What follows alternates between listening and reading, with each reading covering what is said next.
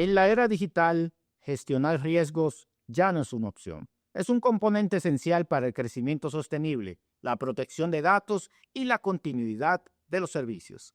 Bienvenidos a una nueva entrega de Control Más RD, un videocast auspiciado por el Banco Popular Dominicano. Soy Arturo López Valerio y en este cuarto episodio hablaremos sobre ciberseguridad, prevención de fraudes, marcos regulatorios y tecnologías emergentes en la gestión de riesgos. Son materias altamente relevantes para asegurar que podamos seguir dando pasos de gigante en nuestro desarrollo como nación. Nos acompañan expertos con una mirada integral sobre cómo proteger a los ciudadanos y a las organizaciones en un entorno digital cada vez más complejo. Demos inicio a esta conversación sobre seguridad y transformación digital. Gracias por acompañarnos en este episodio de Control Más RD. Estamos en el episodio 4 sobre gestión de riesgo y nos acompañan nuestros invitados, los cuales son expertos en este tema tan importante para la nación y la vida dominicana. Con nosotros está María Gualesca Álvarez, CEO de NAPCaribe. Gracias por acompañarnos. Y Héctor Palacio, CEO de Alerta SRL. Vamos a iniciar con un tema importantísimo. Comienzo contigo, Aitor, sobre la evolución de la seguridad digital. ¿Cómo has visto en perspectiva que estas tecnologías han cambiado a través del tiempo y nos protegen de todas las amenazas que están circulando, no solamente en el Internet, sino en cualquier dispositivo? Sí, la verdad que la evolución ha sido meteórica, ¿no? Sobre todo en los últimos años hemos visto cómo exponencialmente ha ido creciendo todo el uso de la tecnología y de la mano van los delitos y de la mano va la seguridad para contrarrestar esos delitos, ¿no?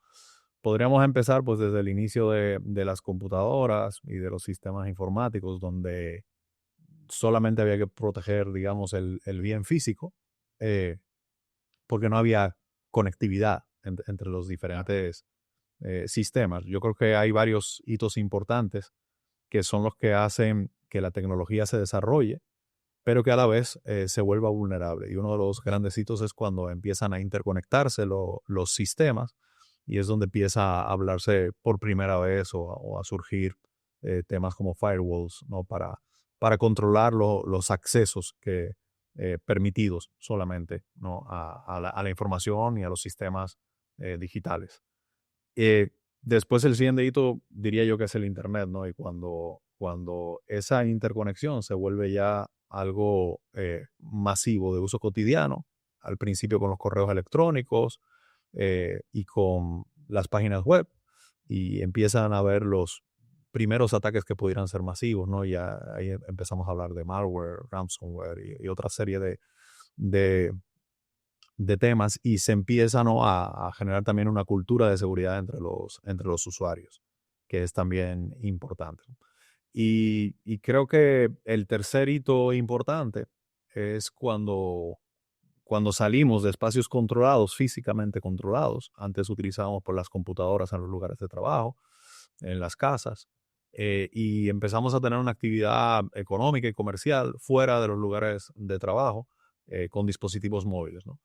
Y ahí pues todavía los retos se vuelven más importantes porque ya las organizaciones no solamente tienen que controlar los dispositivos propios o los enlaces propios, sino que también ya hay un tema de usuarios, ¿no? Que desde un dispositivo personal pueden entrar a bases de datos de la empresa o gestionar recursos, ¿no? Compartidos. Y es, digamos, que el tercer hito importante donde las tecnologías tienen que dar un gran salto eh, para adecuarse, ¿no? a esas nuevas vulnerabilidades. Yo diría que estamos entrando ya recientemente en una cuarta época, ¿no? Que es la de la inteligencia artificial y otra serie de tecnologías que requieren otra serie de cuidados que, bueno, ya hablaremos, ¿no? Desde tu perspectiva, y así podemos ayudar a la audiencia a entender cómo estos cambios se van dando. Cuando se habla de infraestructuras críticas, ¿a qué se refieren específicamente? Bueno, infraestructuras críticas son todas aquellas que ponen en riesgo, digamos, a un gran núcleo de la población, al Estado en sí, ¿no? Y Cuando hablamos de infraestructuras críticas, podemos hablar de plantas de generación de electricidad, aeropuertos, sistemas de infraestructura de telecomunicaciones, de manejo de servidores de datos. Son infraestructuras que un impacto en la seguridad puede generar una distorsión muy importante incluso para la economía de un país, ¿no? Yo creo que la primera vez que el mundo fue consciente de qué tan grave podía ser fue cuando transitamos al año 2000, ¿no? Ese salto que se hizo, donde todas las computadoras estaban diseñadas para manejar solamente 2 dígitos en la fecha, ¿no? El 97, 98, 99, y cuando saltaban al 2000 se generaba ese riesgo de que muchos sistemas dejaran de funcionar, entre ellos los que controlaban infraestructuras críticas. Creo que fue la primera vez que el mundo se dio cuenta de la gran dependencia que teníamos de la tecnología, ¿no? Y de los sistemas digitales e informáticos. Y se generó toda una revolución para contrarrestar un efecto negativo que podía hacer, no en este caso por un tema de ciberataques, sino por un tema de cómo un fallo de la tecnología, ya sea por en ese momento el diseño de cómo estaban los sistemas, o por una falla, o por un ataque, cómo pueden hacernos tan vulnerables, ¿no? En cosas tan críticas. Y me parece que ahí pues se tocó mucho el tema de cómo las infraestructuras críticas, los sistemas financieros, los sistemas de transporte, seguían funcionando a pesar de ese cambio tecnológico. Excelente. María Waleska, desde el NAB se ha convertido en un bastión en términos de la infraestructura que necesita el país para motorizarse, no solamente en el sector privado, sino que también en el sector público. A nivel de lo que son las infraestructuras críticas, porque dentro del NAP residen algunas o varias, em, ¿cuál es la labor, entendiendo lo que ha explicado Aitor, que realizan ustedes desde el NAP para realizar esta protección, tomando en cuenta que siempre hay ataques, que realmente hay que mitigar riesgos a la hora de eh, salvaguardar los sistemas críticos de cualquier compañía o inclusive del Estado? Mira, Arturo, cuando pensamos en infraestructuras críticas, y un poco para poner en contexto algunos de los comentarios que hacía Aitor, hoy bajamos streaming en cuestión de segundos, estamos conectados en las redes sociales, la gran mayoría de empresas del país tienen una alta dependencia de sus sistemas tecnológicos, alojados en lo que se conocían como los data centers. Ahora tenemos páginas de comercio electrónico, tenemos telemedicina, tenemos e-banking. Todo esto ocurre en una infraestructura digital. Y por eso hablamos de infraestructuras críticas, porque aunque hoy lo que nos parece que está a la distancia de un clic, está respaldado por un conjunto de servidores, de aplicaciones, de infraestructura de telecomunicaciones. Entonces, cada vez más la audiencia, los clientes, los usuarios son mucho más dependientes de la tecnología. Hay un concepto de inmediatez, hay un concepto de disponibilidad 24/7, hay un concepto de una demanda, además de servicios cada vez más rápidos, más ágiles, con menos complejidad. Entonces, las infraestructuras críticas y el NAP de manera específica, lo que ha venido a traer al país es justamente un complejo tecnológico donde empresas que no pueden o quieren concentrar sus inversiones en lo que es su core de negocios, ha alojado dentro de las instalaciones del NAP del Caribe sus centros de datos. Y esto lo hacen usando los servicios de colocation, que son los típicos servicios donde una empresa toma sus servidores y los pone dentro de un espacio asignado con altos niveles de seguridad, de redundancia, de confiabilidad, o con los servicios de nube, que es otro de los temas que debemos desmitificar. La nube no es un concepto etéreo, la nube es un conjunto de equipos, de aplicaciones, de infraestructura que está localizada en un data center que típicamente debe de cumplir con una serie de certificaciones que garanticen la continuidad, la resiliencia y la seguridad. El otro elemento crítico de cuando hablamos de infraestructuras digitales son las telecomunicaciones. Claro.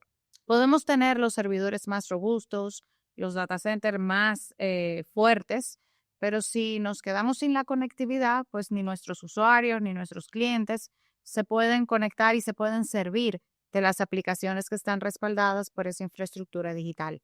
Y uno de los grandes diferenciadores que el INAP del Caribe ha traído no solamente a la República Dominicana, sino a toda la región de Caribe y Centroamérica, es ser un hub de conectividad y es un lugar donde hoy se consolida la presencia de todas las empresas de telecomunicaciones locales e internacionales, garantizando unos niveles de redundancia significativos justamente en servicios de telecomunicaciones.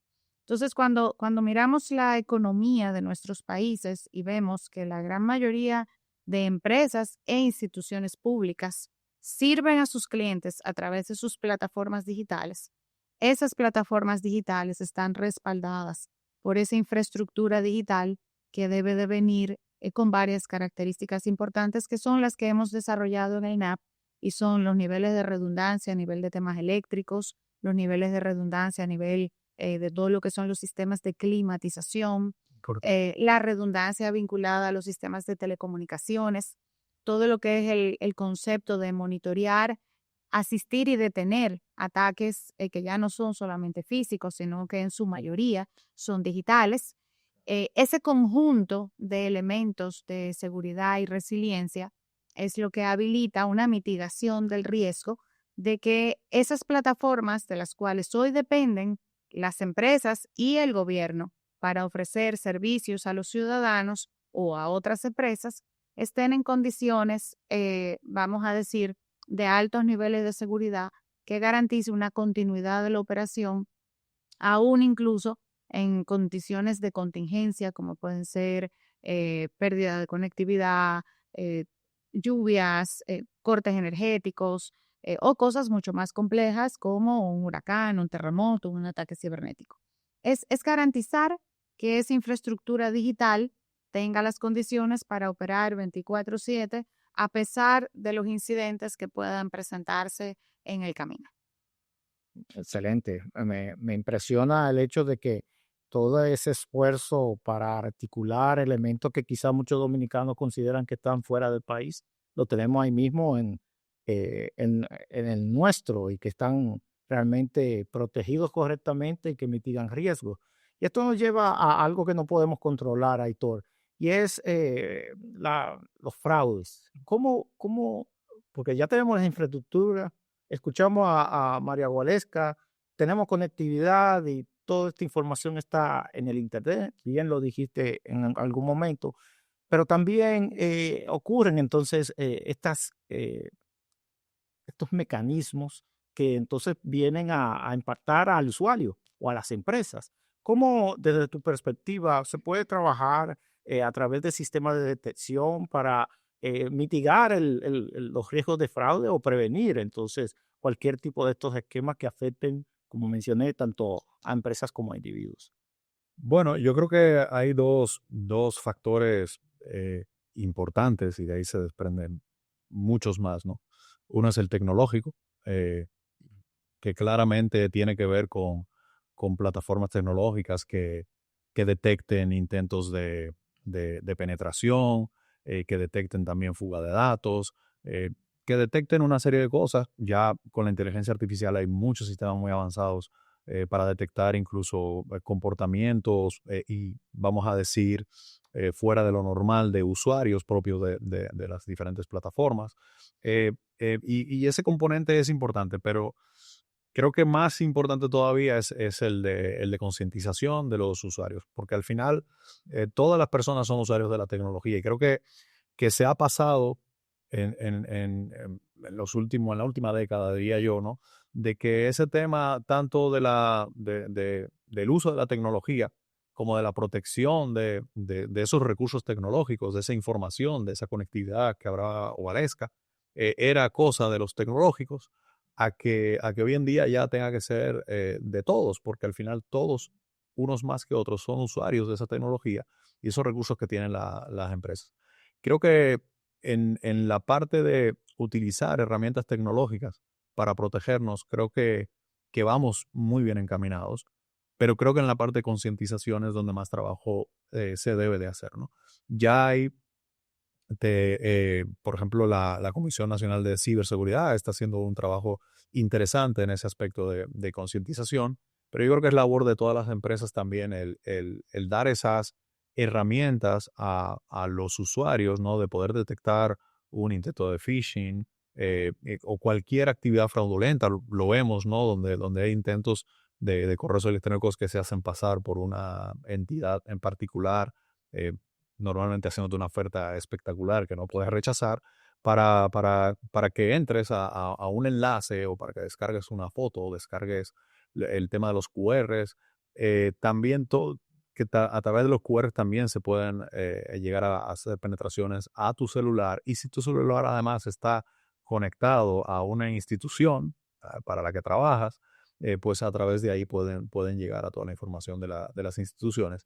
Y creo que es una labor de la que se habla poco, pero creo que y sobre todo los que somos más tecnológicos, a veces nos olvidamos un poco de ese factor humano, pero que me parece que es clave en toda esta conversación que ese tema del factor humano sea puesto sobre la mesa como uno de los principales factores a tomar en cuenta. Waleska, pivotando en lo que Aitor menciona, ustedes en el NAP tienen una academia, el NAP Academy. ¿Cómo este elemento de prevención de cualquier riesgo, no solamente de fraude, ustedes lo abordan como esa capa importante que él menciona de crear esa conciencia, esa cultura a través de la educación? ¿Cómo ustedes han abordado estos retos? Yo coincido plenamente con lo que acaba de decir Aitor, de que el reto más importante que nosotros tenemos en la República Dominicana y a nivel general en América Latina y en los demás países del mundo es justamente el componente humano, que sigue siendo el eslabón más débil de toda la cadena. Y en el NAP nosotros hemos abordado el tema de concientización desde varias dimensiones. La primera de ellas es que desde que llegamos a la República Dominicana, hace cerca de 17 años que arrancamos la operación, todos los años hacemos una campaña de concientización para que empresas e instituciones evalúen cuáles son sus perfiles de riesgo y tomen decisiones alrededor de procesos, personas, comunicaciones y tecnología para mitigar aquellos riesgos que son latentes en un país como el nuestro. Y típicamente en nuestros países y sobre todo en la República Dominicana, que enfrentamos múltiples retos, creemos estar preparados porque tenemos planta eléctrica, porque tenemos inversores, porque hemos estado expuestos típicamente a eventos que nos han llevado a pensar que estamos preparados. Sin embargo, cuando nosotros llegamos al país, que hicimos un estudio para entender cuál era la oportunidad de las empresas e instituciones de realmente poder enfrentar una contingencia y continuar por varios días operando y sirviendo a la ciudadanía, encontramos en aquel entonces que menos de un 4% de las empresas podían realmente hacer frente a una contingencia compleja. Y eso por eso nos llevó a hacer estas campañas que continuamos haciendo todos los años para generar esa conciencia en la toma de decisión y sobre todo en la planificación y en la mitigación de riesgo que deben de hacer las organizaciones, asumiendo que estamos expuestos a un sinnúmero de eventos y que hoy, cada vez más dependientes de la tecnología, nuestras organizaciones tienen que tener la resiliencia para poder hacer frente a esas contingencias. Y ahí en esos llamados planes de continuidad de negocios y de recuperación de desastres, hay envuelto tecnología, personas, comunicaciones y procesos. Luego la otra dimensión que empezamos a abordar a través de nuestro MVP de NAP Academy fue justamente identificar que cada vez más las empresas necesitaban asegurar que sus colaboradores y la ciudadanía en general pudiera fortalecer y actualizar de manera permanente sus competencias digitales. Claro. Porque ya, como lo mencionaba Hitor, no solamente somos los que estamos envueltos en tecnología, que debemos de instruirnos en tecnología. Hoy en día ya cualquier profesión o cualquier servicio que se ofrezca en el mercado y en la economía tiene una dependencia del componente tecnológico. Entonces ya tú tienes la necesidad de que estudiantes, niños, niñas, contables, abogados, doctores, personas de servicio al cliente, entiendan cuáles son los obstáculos, cuáles son los retos, cuáles son los riesgos vinculados a un uso no inteligente o a un mal uso de la tecnología. Ah, Y por eso se hace necesario no solamente crear esa conciencia, esa educación a la que se refería Hitor, sino también enseñarnos en sentido general a toda la población a fortalecer nuestras competencias digitales que además cambian cada 4, cada 6 meses, porque no hay nada más rápido que hoy en día la tecnología. Y lo que nosotros estamos viendo en el INAP es que cada vez más las olas de innovación son más cortas y su impacto es mucho mayor. Entonces eso nos obliga como personas, como ciudadanos, a poder ir a ese mismo ritmo para poder mantenernos competitivos, para poder evolucionar en la medida en que todas las industrias están evolucionando, apalancadas en tecnología. Entonces, en el INAP hemos dividido, vamos a decir, ese abordaje del componente humano desde estas dos grandes dimensiones. Una, las campañas de concientización y luego el cómo apoyar a empresas e instituciones a que sus colaboradores y su personal pueda mantener actualizadas y fortalecer sus conocimientos y sus competencias en materia digital. Excelente. Y es bueno escuchar esa mezcla de no solamente el usuario, sino también los recursos que trabajan dentro de las empresas, porque es importante mantener a todos en la misma página. Aitor, eh, María Gualesca hablaba de estas olas digitales que van cambiando. A mí me gusta referirlo a cada rato en mi blog, porque es el concepto así como cuando el mar constantemente no para y siempre hay oleaje. Em, ¿Cómo ves la adopción de la automatización para entonces la prevención y mitigación de riesgos? ¿Se está automatizando mucho, poco? ¿Cuál es tu perspectiva al respecto aquí en República Dominicana? Se empiezan a hacer cosas, creo que se empiezan a hacer cosas en términos de automatización. Creo que un punto importante que me gustaría destacar es cómo el uso de la tecnología para seguridad puede ser completamente inseguro o volverse inseguro si no se aplica bien. Pero esto Y un poco, sí, voy a poner un ejemplo muy, muy claro, ¿no? Cuando hablamos, por ejemplo, de que cámaras de seguridad instaladas nos pueden proteger, ¿verdad? Eh, o ayudar a preservar pues, ciertos ambientes o ciertos espacios, como pudiera ser un hotel, las áreas comunes, obviamente, de un hotel, para poder detectar hechos delictivos. Pues no menos cierto es que si esas cámaras se instalan sin prever todo lo que hemos hablado de temas de seguridad, pudieran ser fácilmente vulnerables por una banda delictiva y utilizarlo para extorsionar a personas que van al hotel, para informarse de qué está pasando en el hotel. Y de hecho casos así han sucedido en centros comerciales, ha pasado ese tipo de prácticas, ¿no? Entonces, cuando hablamos de automatización, creo que tenemos que caer necesariamente otra vez en la concientización de las personas. No necesariamente que un equipo tecnológico esté funcionando significa que no está vulnerable. Y muchas empresas y muchos profesionales se pueden dar a la tarea de hacer instalaciones de seguridad, pero dejarlas completamente vulnerables a ataques, ¿no? Y un caso muy práctico puede ser en las casas, donde a todos nos gusta muchísimo tener una cerradura digital, electrónica, que la abrimos desde el celular o cuando nos acercamos y nos ve. En fin, todo ese tipo de cosas pues siempre nos gusta, ¿no? Pero si no lo sabemos hacer con una conciencia de que tecnológicamente podemos estar en un gran riesgo, si nos hackean esa cerradura, que a veces es tan fácil como que le dejaron la clave que traía por defecto, okay, y que el Wi-Fi lo tenemos abierto, que cualquiera se pueda conectar, pues eso va a hacer que cualquiera pueda penetrar a tu casa. Pongo ejemplos que son muy físicos porque cuando nos vamos al mundo digital a veces la gente no lo entiende igual, ¿no? Y estos ejemplos son muy físicos, pero aplicaría perfectamente para el mundo completamente digital, ¿no? Donde tenemos información alojada, perdón, en unos servidores, una base de datos espectaculares, muy bien organizadas o lo que fuera. CRM para nuestros clientes, donde manejamos todo. Sin embargo, nunca nos hemos preguntado qué pasa si me hackean mi servidor. Eh, ¿Qué hago primero para tratar de evitar de que eso suceda? Eh, ¿Qué políticas tengo de ciberseguridad con mis colaboradores, con mis proveedores? ¿Cómo tengo controlado con mi firewall? ¿Cómo lo manejo? Y luego, ¿cómo hago para si me sucede? Porque a pesar de tener todo eso, te pudiera suceder. para recuperarme en el menor tiempo posible, con el peor daño, ¿no? Y creo que se están haciendo, volviendo a tu pregunta, en la parte de automatizaciones, se están haciendo cosas muy interesantes, ¿no? De detecciones tempranas, de intentos, de detecciones de vulnerabilidades, de detecciones eh, a través de automatizaciones, inteligencia artificial, pero creo que todavía estamos muy en pañales de que se lleguen a hacer implementaciones masivas, digamos, en el país. Gracias, Aitor.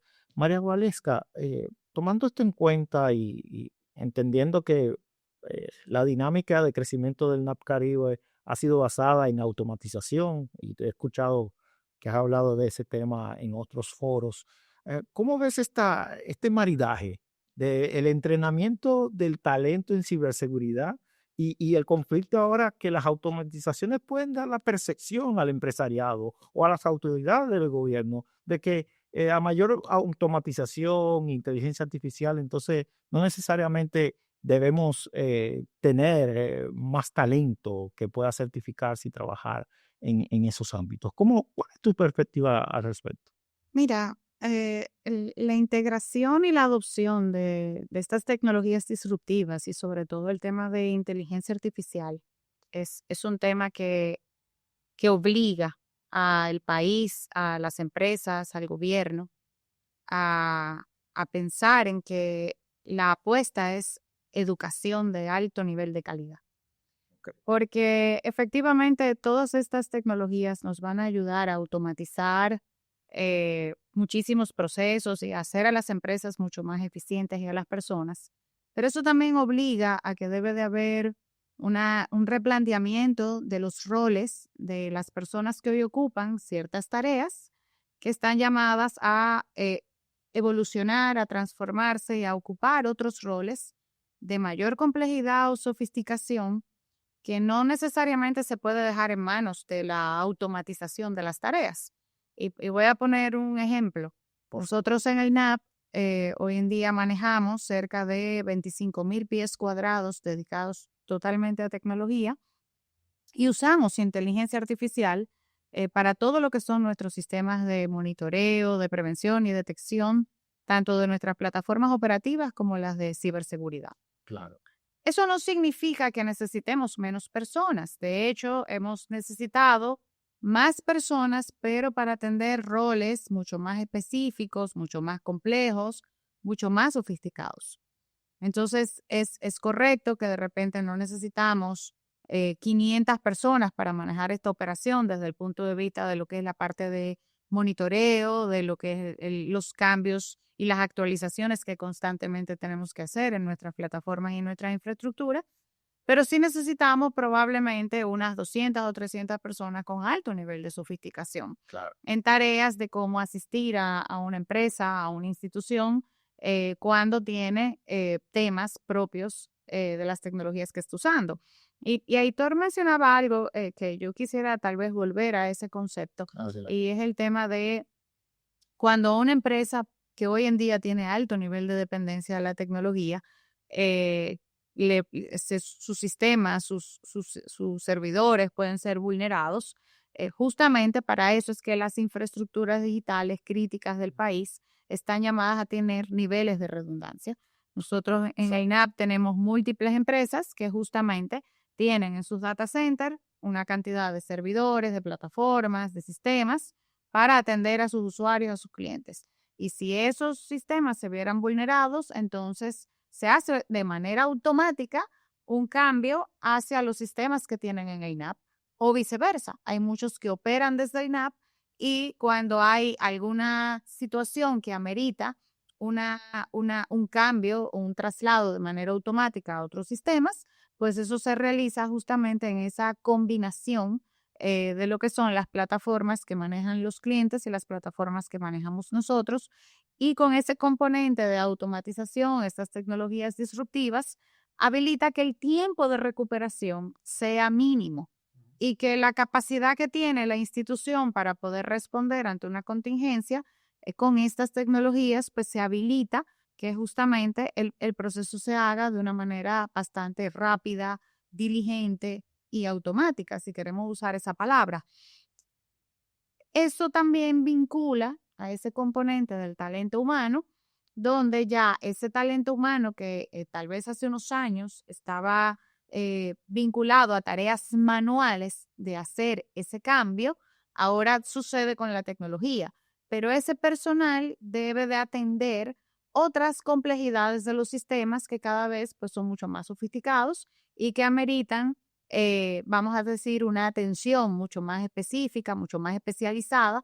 Entonces, ahora, ¿qué necesitamos? Necesitamos poner una atención en justamente educar, formar el talento con especialidades, que es lo que la industria, y no nada más la tecnológica, todas las industrias empiezan a demandar con la adopción de estas tecnologías disruptivas. Totalmente. Y es importante destacar esto. En la medida que se va sofisticando la tecnología y las empresas, porque es el único indicador en el índice de innovación global que crece en República Dominicana como un reloj cada año, el índice de sofisticación de empresa. Entonces, esto nos lleva a que el personal entonces tiene que ser más especializado, Y más totalmente, sofisticado. y más sofisticado al mismo tiempo. Totalmente de acuerdo.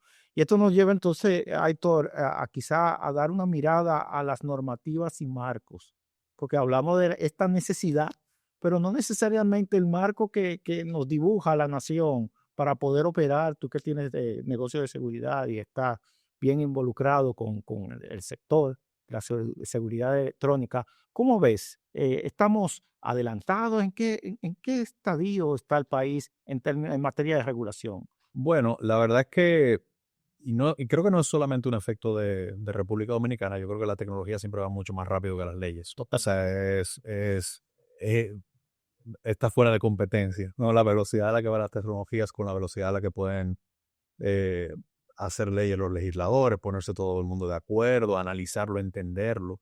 eh, pero bueno, en el país sí se han hecho temas interesantes, ¿no? Desde hay una ley que regula el comercio electrónico, que debe tener cerca de 20 años esa ley, fue bastante innovadora en su momento. Está la ley de protección de datos, que también es importante, es muy importante. Creo que nos falta todavía reglamentar bien algunas de esas leyes o actualizar esas reglamentaciones para que realmente haya una supervisión efectiva, porque puede haber una ley donde obliga a las empresas a proteger los datos de sus clientes, pero si no hay una supervisión efectiva, si nadie le ve una importancia, hablando ya desde ciertos sectores empresariales, a hacer inversiones en ese sentido, pues al final caemos, ¿no? en el típico cuento, ¿no? De que ponemos candado después que nos roban, ¿no? Eh, Recuerdo una vez que me preguntaba alguien el retorno de inversión para una implementación que tenía que hacer para temas de seguridad y protección de sus principales activos, que al final son los datos, son los principales activos de todas las empresas.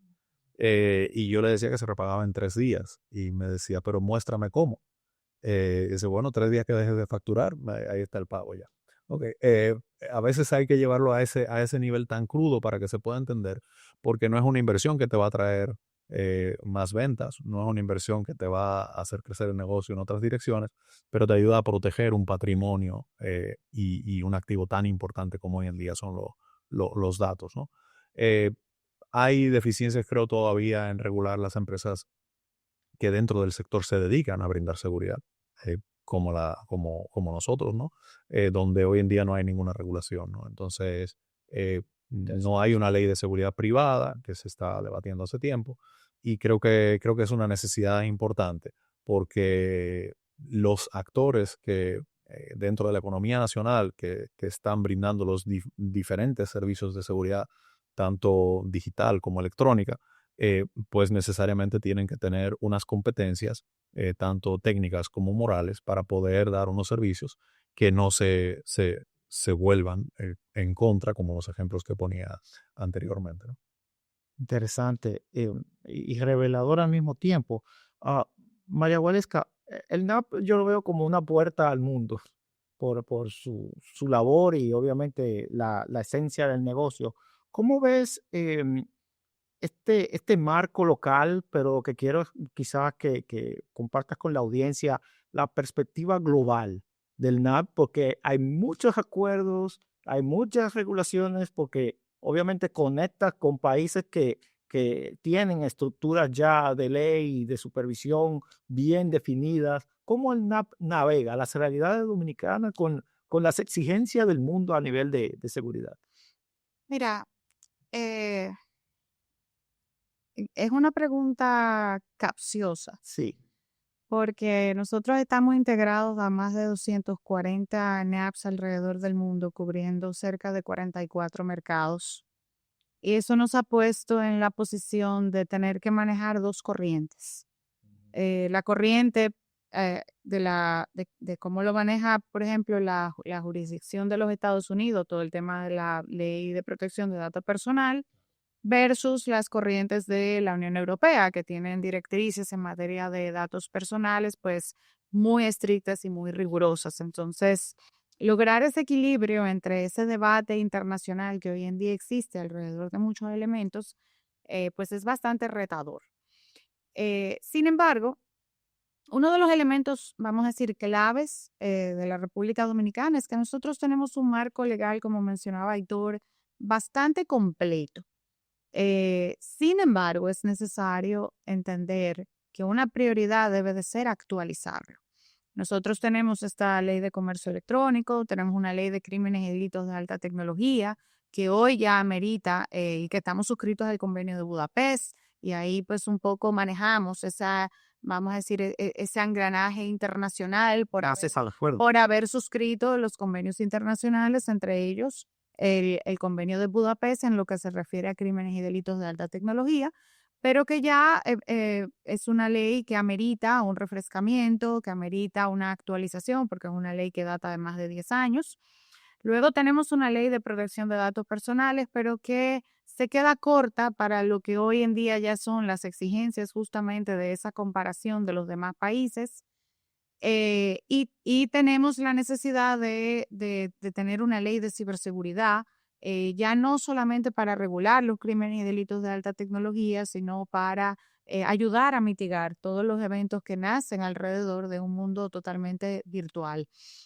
Hay un elemento que tal vez para mí es el más decisivo y es la necesidad del país de adoptar una política clara alrededor del tema de soberanía de datos. Totalmente. Nosotros queremos ver a la República Dominicana como un hub tecnológico, pero para ver un hub tecnológico desde la República Dominicana y tener a una República Dominicana liderando la transformación digital de todo el Caribe y Centroamérica, esa es una política esencial que nosotros como país debemos de definir. ¿Por qué?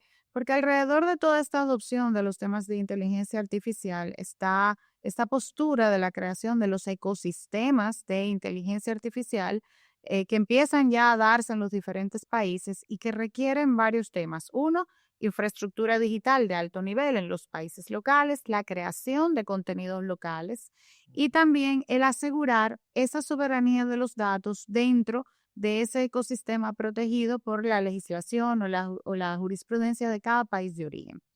Entonces, la forma tal vez más atractiva de posicionarnos como un destino seguro para el mundo y atraer esas inversiones o esas empresas de alta tecnología a la República Dominicana es definiendo esa postura de soberanía de datos para el país, que es un pendiente que tenemos y que amerita una decisión en los próximos meses, ojalá, porque este es un momento coyuntural, que toda la región habla de los temas de nearshoring, de twinshoring, de friendshoring, y eso incluye la tecnología. Y eso incluye nosotros posicionarnos como un hub, como un destino, donde ya tenemos una infraestructura de alto nivel, donde allá hacemos inversiones importantes en educación y destinado de manera inteligente, pues puede traer grandes resultados en el corto y en el mediano plazo. Definir ese tratamiento, esa política de cómo nosotros vamos a posicionarnos como país alrededor de este debate internacional que hoy está en la palestra de todo el tema de soberanía de datos e inteligencia artificial, pues puede ser un elemento que nos catapulte como un destino seguro en alta tecnología.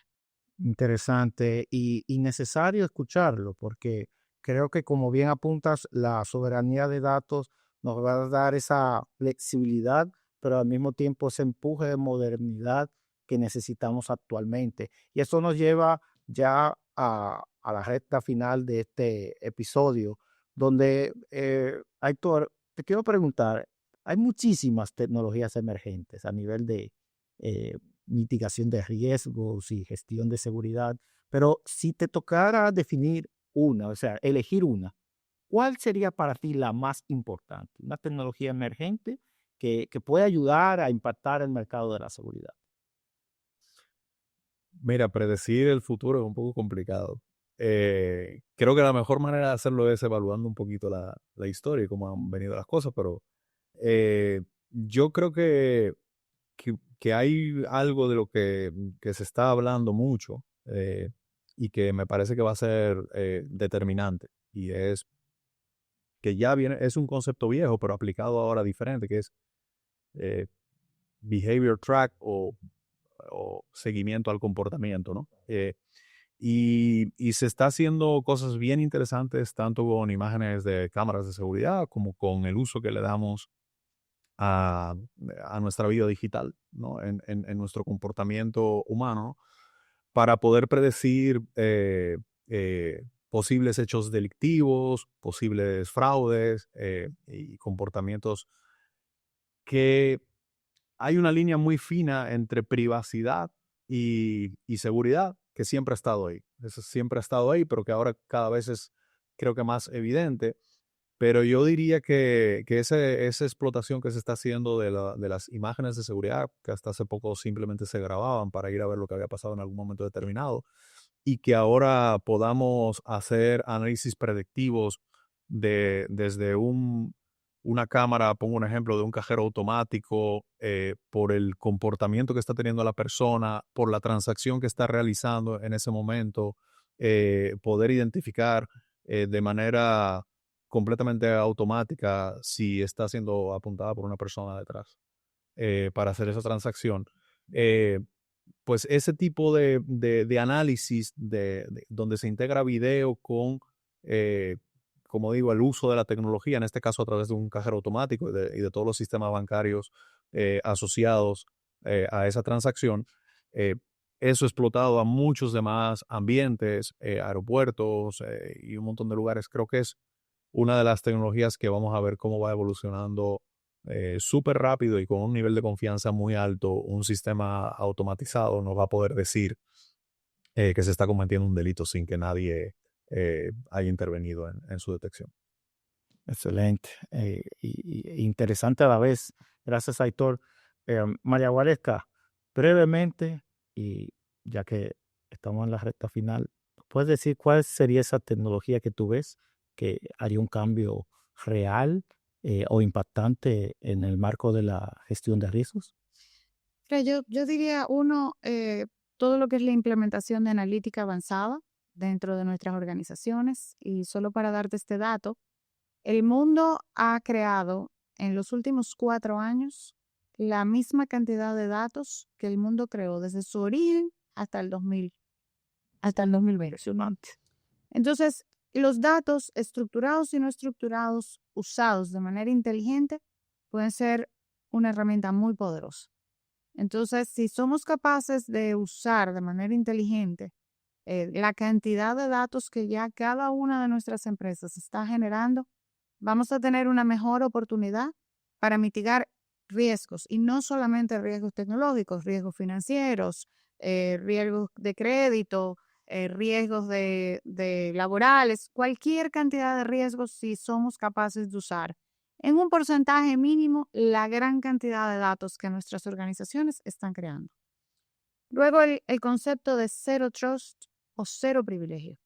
Hoy en día todas las organizaciones de los países de avanzada están migrando estos conceptos, donde es el concepto de mínimo privilegio. Y bien lo decía Aitor, cuando alguien toca la puerta de tu casa, tú no le abres sin saber quién es la persona que está pidiéndote acceso a tu hogar o a tu empresa.